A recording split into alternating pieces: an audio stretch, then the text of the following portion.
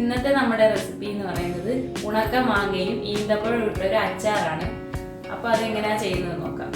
അപ്പോൾ നമ്മൾ അച്ചാറിനായിട്ട് ഉണക്ക മാങ്ങ എടുത്തിട്ടുണ്ട്. ഇത് പച്ച മാങ്ങ ചെറിയ പീസായിട്ട് അരിഞ്ഞ് വെയിലത്തിട്ട് ഉണക്കിയതാണ്.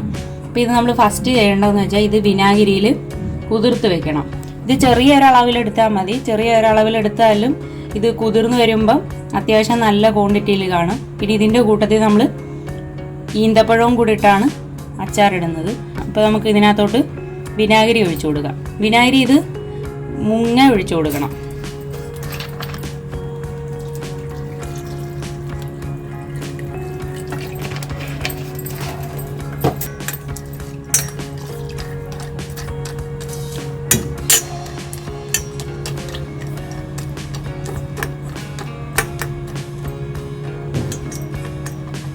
ഇതിപ്പോൾ വിനാഗിരി നമ്മൾ നല്ല രീതിയിൽ ഒഴിച്ചു കൊടുത്തിട്ടുണ്ട്.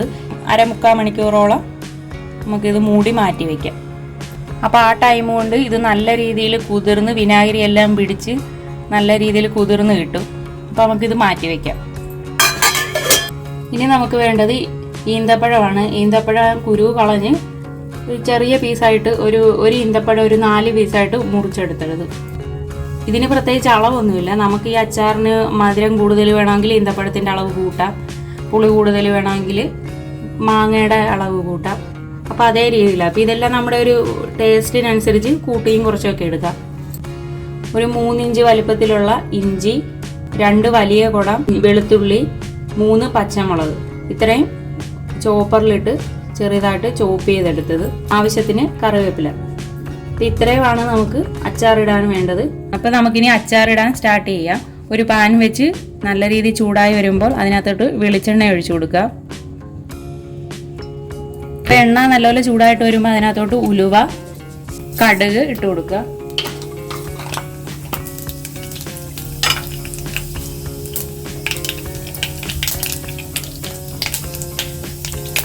അപ്പോൾ കടുകും ഉലുവയും നല്ല രീതിയിൽ പൊട്ടി വന്നിട്ടുണ്ട്. ഇനി ഇതിനകത്തോട്ട് നമുക്ക് ചോപ്പ് ചെയ്ത ഇഞ്ചി, വെളുത്തുള്ളി, പച്ചമുളക് ഇട്ട് കൊടുക്കാം.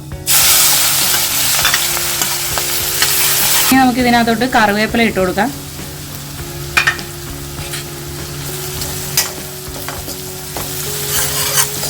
ഇനി ഇഞ്ചിയും വെളുത്തുള്ളിയും പച്ചമുളകും കറിവേപ്പില എല്ലാം നല്ല രീതിയിലൊന്ന് മൂത്ത് വരുന്നത് വരെ നമുക്ക് വഴറ്റി കൊടുക്കാം.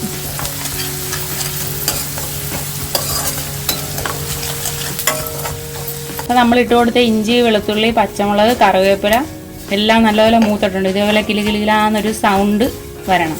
അപ്പോൾ ഈ ടൈമിൽ നമുക്ക് ഇതിനകത്തോട്ട് മസാലപ്പൊടികൾ ചേർത്ത് കൊടുക്കാം. 1/2 ടീസ്പൂൺ മഞ്ഞൾ പൊടി.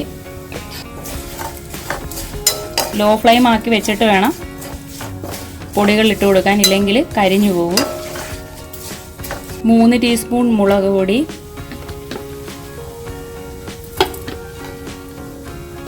1 ടീസ്പൂൺ കാശ്മീരി മുളക് പൊടി,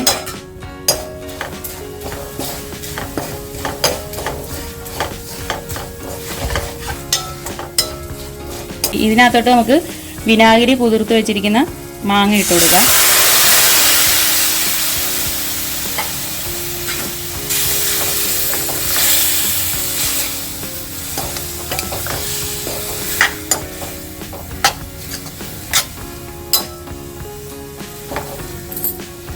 ഈന്തപ്പഴം ഇട്ട് കൊടുക്കാം.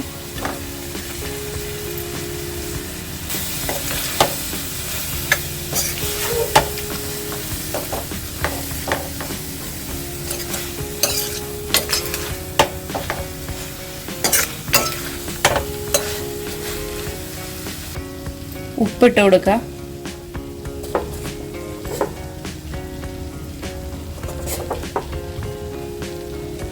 നമ്മളൊരു ലോ ഫ്ലെയിമിൽ വെച്ചുകൊണ്ട് ഇത് നല്ല രീതിയിൽ എല്ലാം ഒന്ന് മാങ്ങയും ഈന്തപ്പഴവും മസാലയും എല്ലാം കൂടെ ഒന്ന് മിക്സ് ആകുന്ന രീതിയിൽ നല്ല പോലെ ഒന്ന് മിക്സ് ചെയ്ത് കൊടുക്കണം.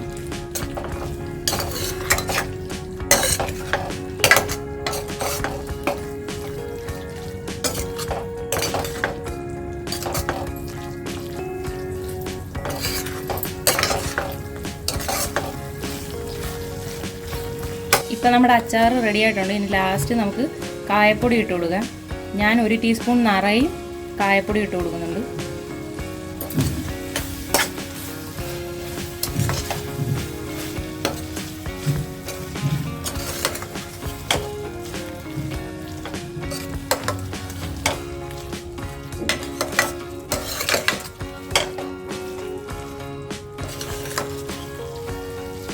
അച്ചാർ റെഡിയായിട്ടുണ്ട്. സ്റ്റൗ ഓഫ് ചെയ്യാം.